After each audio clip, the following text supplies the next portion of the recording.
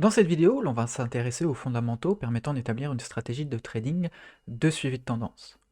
Dans un premier temps, on va se concentrer sur l'aspect théorique afin de comprendre les enjeux derrière la mise en place d'une telle stratégie. Pourquoi faut-il analyser la tendance? À quoi sert d'utiliser plusieurs unités de temps? Comment faire pour garder une cohérence entre les différentes unités de temps? Et comment savoir si on utilise un indicateur pertinent dans sa stratégie? Ce sont les questions auxquelles on va tâcher de répondre. Dans un second temps, on mettra en pratique ces concepts théoriques avec deux exemples différents afin de rendre l'abstrait concret.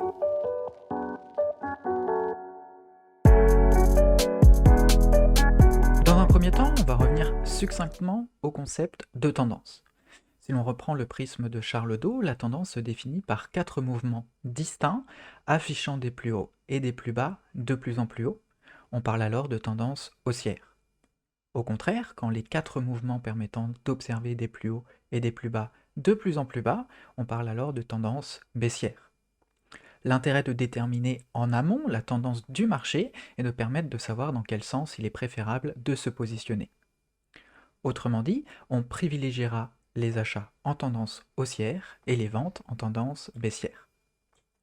Ceci étant dit, savoir dans quel sens se positionner revient à résoudre qu'une partie du problème.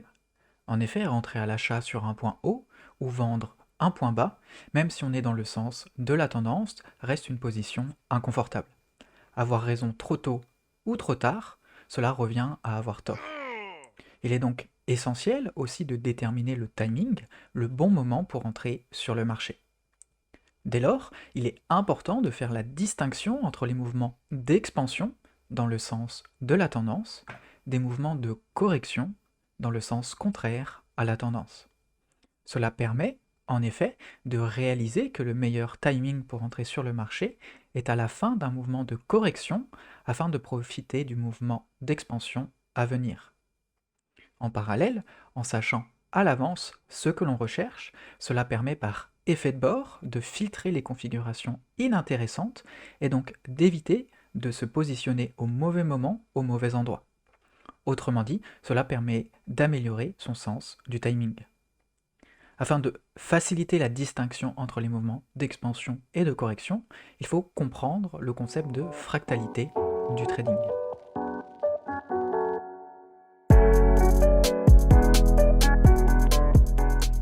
La fractalité est un concept mathématique qui, dans le cadre du trading, correspond à la différence de perspective en fonction de l'unité de temps observée.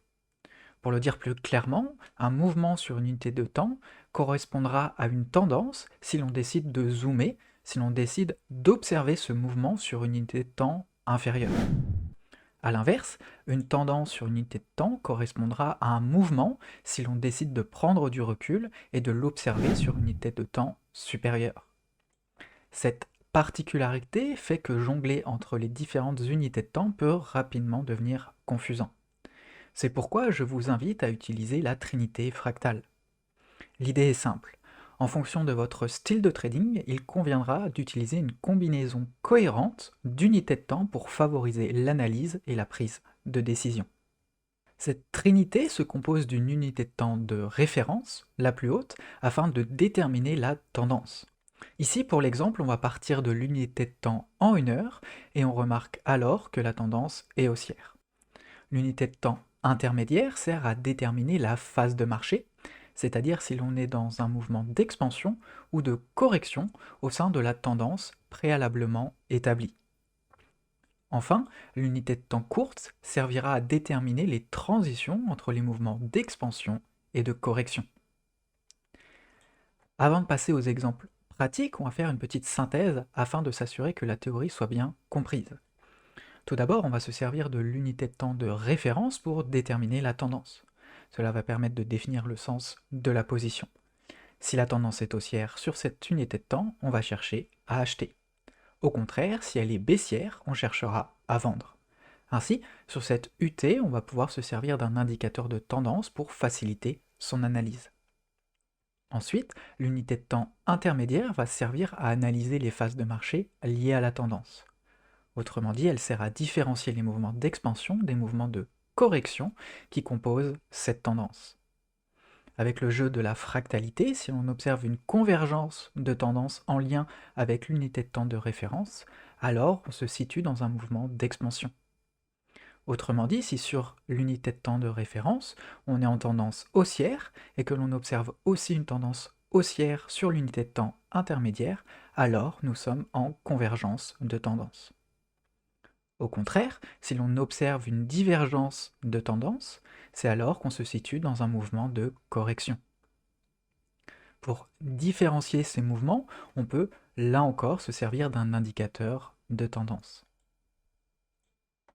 Enfin, l'unité de temps courte servira à analyser les prémices d'un retournement de tendance, et donc la transition entre les mouvements d'expansion et de correction.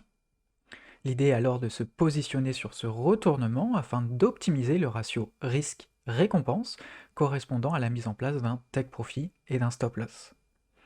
Il est cette fois préférable de se servir d'un indicateur de retournement ou de privilégier les signaux de changement de tendance si l'on souhaite garder le même indicateur. Maintenant que la théorie devrait être plus claire, on va pouvoir passer aux exemples pratiques.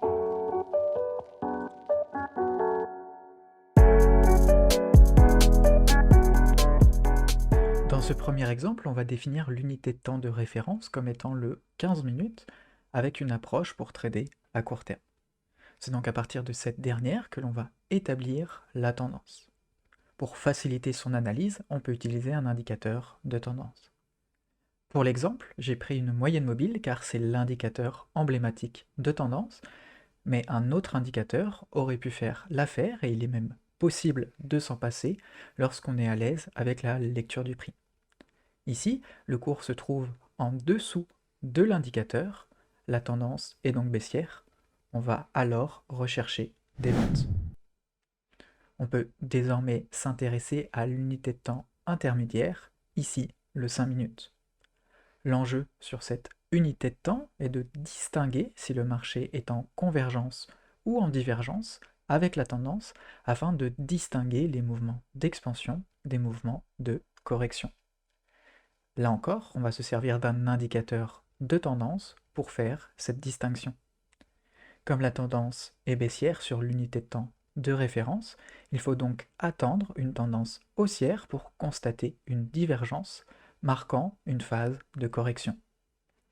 Dans cet exemple, le cours est passé 2 fois en phase de correction en repassant au-dessus de l'indicateur, ouvrant alors 2 opportunités potentielles. Enfin, sur l'unité de temps courte, on va pouvoir s'intéresser aux signaux d'entrée en position. Pour cela, on va chercher à observer une transition entre la phase de correction et le retour en phase d'expansion marquée par un changement de tendance. Ici, j'ai utilisé 2 indicateurs, j'ai gardé la moyenne mobile et rajouté le RSI.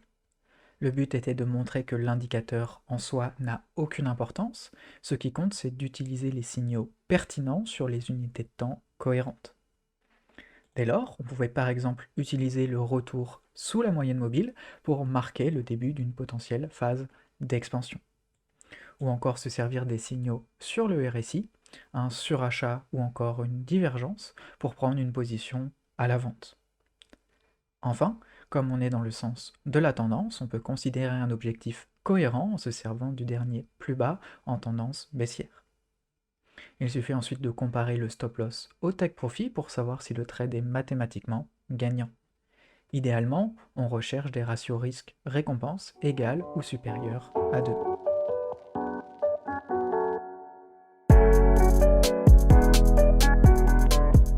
Dans ce second exemple, on va définir l'unité de temps de référence comme étant le journalier, orientant l'approche sur du long terme. C'est cette base qui va nous permettre d'établir la tendance et donc le sens de nos positions. Pour cela, on va se servir d'un indicateur de tendance pour faciliter l'analyse. Là encore, on va se servir d'une moyenne mobile. On peut remarquer que le marché se situe au-dessus de l'indicateur, donc la tendance est haussière et on privilégie donc les achats. Ensuite, on peut s'intéresser à l'unité de temps intermédiaire pour distinguer les phases d'expansion des phases de correction. Étant donné que la tendance est haussière, on va attendre une phase de correction sur cette unité de temps, et donc que le marché repasse sous l'indicateur. Enfin, sur l'unité de temps courte, on va chercher à rentrer sur une transition entre la fin de la correction et le début de l'expansion. J'ai à nouveau affiché un RSI et une moyenne mobile, mais il est tout à fait envisageable d'utiliser un autre indicateur de transition tant qu'il fournit des signaux de retournement. Sur cet exemple, il y a plusieurs entrées possibles, que ce soit le retour et la prise d'appui sur la moyenne mobile ou une survente sur le RSI. L'invalidation se fait si jamais le cours casse le plus bas, où on positionne son stop loss, et le take profit, quant à lui, correspond alors à l'ancien plus haut. Le ratio entre les deux permet de savoir si le trade est intéressant. Idéalement, il doit être égal ou supérieur à 2. Il était également possible de rentrer sur un signal de price action qui correspond à la cassure et la prise d'appui sur une résistance qui là encore permet d'avoir un ratio supérieur à 2, donc d'envisager la prise de position.